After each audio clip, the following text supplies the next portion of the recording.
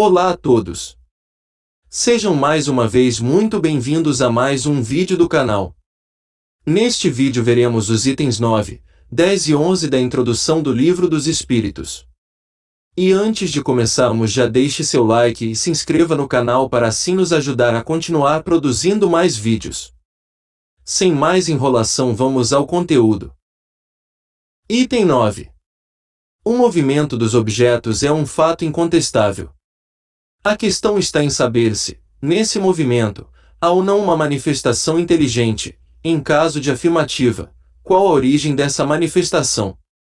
Não falamos do movimento inteligente de certos objetos, nem das comunicações verbais, nem das que o médium escreve diretamente.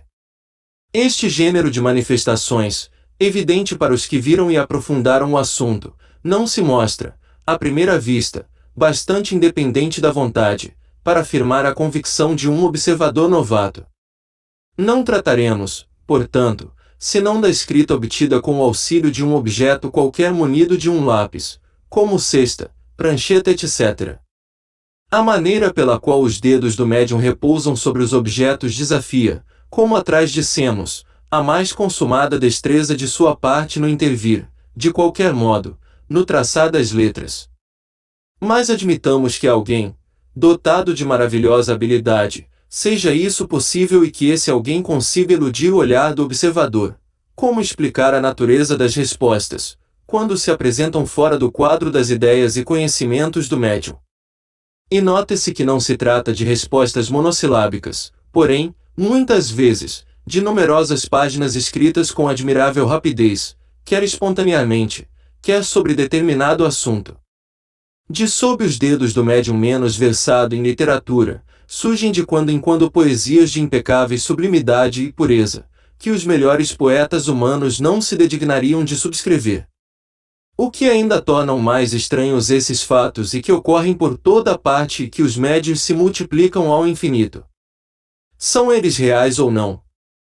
Para esta pergunta só temos uma resposta: vede e observai, não vos faltarão ocasiões de fazê-lo, mas, sobretudo, observai repetidamente, por longo tempo e de acordo com as condições exigidas. Que respondem a essa evidência os antagonistas? Sois vítimas do charlatanismo ou joguete de uma ilusão. Diremos, primeiramente, que a palavra charlatanismo não cabe onde não há proveito. Os charlatães não fazem grátis o seu ofício. Seria, quando muito, uma mistificação. Mas por que singular coincidência esses mistificadores se achariam acordes, de um extremo a outro do mundo, para proceder do mesmo modo, produzir os mesmos efeitos e dar, sobre os mesmos assuntos e em línguas diversas, respostas idênticas, se não quanto à forma, pelo menos quanto ao sentido? Como compreender-se que pessoas austeras, honradas, instruídas se prestassem a tais manejos? E com que fim? Como achar em crianças a paciência e a habilidade necessárias a tais resultados? Porque, se os médios não são instrumentos passivos, indispensáveis se lhes fazem habilidade e conhecimentos incompatíveis com a idade infantil e com certas posições sociais. Dizem então que, se não há fraude, pode haver ilusão de ambos os lados. Em boa lógica, a qualidade das testemunhas é de alguma importância. Ora, e aqui o caso de perguntarmos se a doutrina espírita, que já conta milhões de adeptos, só os recruta entre os ignorantes. Os fenômenos em que ela se baseia são tão extraordinários que concebemos a existência da dúvida.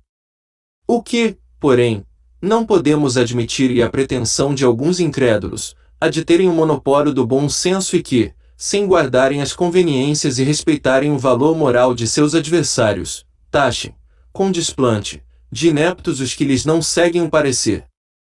Aos olhos de qualquer pessoa judiciosa, a opinião das que, esclarecidas, observaram durante muito tempo, estudaram e meditaram uma coisa, constituirá sempre, quando não uma prova, uma presunção, no mínimo a seu favor, visto ter logrado prender a atenção de homens respeitáveis, que não tinham interesse algum em propagar erros, nem tempo a perder com futilidades. Item 10. Entre as objeções, algumas das mais especiosas, ao menos na aparência, porque tiradas da observação e feitas por pessoas respeitáveis. A uma delas serve de base a linguagem de certos espíritos, que não parece digna da elevação atribuída a seres sobrenaturais. Quem se reportar ao resumo da doutrina já apresentado, verá que os próprios espíritos nos ensinam não haver entre eles igualdade de conhecimentos nem de qualidades morais, e que não se deve tomar ao pé da letra tudo quanto dizem. As pessoas sensatas incumbem separar o bom do mal. Indubitavelmente, os que desse fato deduzem que só se comunicam conosco seres malfazejos, cuja única ocupação consiste em nos mistificar, não conhecem as comunicações que se recebem nas reuniões em que só se manifestam espíritos superiores, do contrário, assim não pensariam. E de lamentar que o acaso os tenha servido tão mal, que apenas lhes haja mostrado o lado mau do mundo espírita, pois nos repugna supor que uma tendência simpática atraia para eles, em vez dos bons espíritos, os maus, os mentirosos, ou aqueles cuja linguagem é de revoltante grosseria.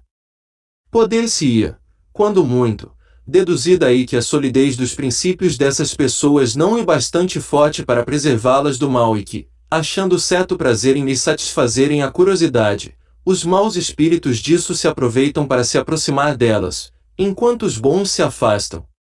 Julgar a questão dos espíritos por esses fatos seria tão pouco lógico, quanto julgar do caráter de um povo pelo que se diz e faz numa reunião de desatinados ou de gente de má nota, com os quais não entretém relações as pessoas circunspectas nem as sensatas. Os que assim julgam, se colocam na situação do estrangeiro que, chegando a uma grande capital pelo mais abjeto dos seus arrabaldes, julgasse de todos os habitantes pelos costumes e linguagem desse bairro ínfimo. No mundo dos espíritos também há uma sociedade boa e uma sociedade má. Dignem-se, os que daquele modo se pronunciam, de estudar o que se passa entre os espíritos de escola e se convencerão de que a cidade celeste não contém apenas a escória popular. Perguntam eles, os espíritos de escola descem até nós? Responderemos, não fiqueis no subúrbio, vede, observai e julgareis, os fatos aí estão para todo o mundo. A menos que lhes sejam aplicáveis estas palavras de Jesus, têm olhos e não veem, têm ouvidos e não ouvem. Como variante dessa opinião, temos a dos que não veem, nas comunicações espíritas e em todos os fatos materiais a que elas dão lugar, mais do que a intervenção de uma potência diabólica, novo Proteu que revestiria todas as formas, para melhor nos enganar. Não a julgamos suscetível de exame sério, por isso não nos demoramos em considerá-la. Aliás, ela está refutada pelo que acabamos de dizer. Acrescentaremos, tão somente, que, se assim fosse, forçoso seria convir em que o diabo é às vezes bastante criterioso e ponderado, sobretudo, muito moral, ou, então, em que há bons diabos. Efetivamente, como acreditar que Deus só o espírito do mal permita que se manifeste, para perder-nos, sem nos dar por contrapeso os conselhos dos bons espíritos? Se ele não o pode fazer, não é onipotente, se pode e não o faz, desmente a sua bondade. Ambas as suposições seriam blasfemas. Note-se que admitir a comunicação dos maus espíritos e reconhecer o princípio das manifestações. Ora, se elas se dão, não pode deixar de ser com a permissão de Deus. Como, então, se há de acreditar, sem piedade, que ele só permita o mal, com exclusão do bem? Semelhante doutrina é contrária às mais simples noções do bom senso e da religião. Item 11. Esquisito é, acrescentam que só se fale dos espíritos de personagens conhecidas e perguntam, por que são eles os únicos a se manifestarem? Há ainda aqui um erro, oriundo como tantos outros, de superficial observação. Dentre os espíritos que vêm espontaneamente, muito maior é para nós o número dos desconhecidos do que o dos ilustres, designando-se aqueles por um nome qualquer, muitas vezes por um nome alegórico ou característico. Quanto aos que se evocam, desde que não se trate de parente ou amigo, e muito natural nos dirijamos aos que conhecemos, de preferência a chamar pelos que nos são desconhecidos. O nome das personagens ilustres atrai mais atenção, por isso é que são notadas. Acham também singular que os espíritos dos homens eminentes acudam familiarmente ao nosso chamado e se ocupem, às vezes, com coisas insignificantes, comparadas com as de que cogitavam durante a vida. Nada aí há de surpreendente para os que sabem que a autoridade, ou a consideração de que tais homens gozaram neste mundo, nenhuma supremacia lhes dá no mundo espírita. Nisto, os espíritos confirmam estas palavras do Evangelho: os grandes serão rebaixados e os pequenos serão elevados, devendo esta sentença entender-se com relação à categoria em que cada um de nós se achará entre eles. E assim que aquele que foi primeiro na terra pode vir a ser lá um dos últimos. Aquele diante de quem curvávamos aqui a cabeça pode, portanto, vir falar-nos como mais humilde operário, pois que deixou, com a vida terrena, toda a sua grandeza, e o mais poderoso monarca pode achar-se lá muito abaixo do último dos seus soldados. E chegamos ao fim de mais um vídeo. Obrigado por ficarem até aqui. Não se esqueça de conferir se já está inscrito no canal e se o sininho de notificações está ativado, pois assim você saberá sempre que lançarmos vídeos novos. Um abraço a todos e até o próximo vídeo.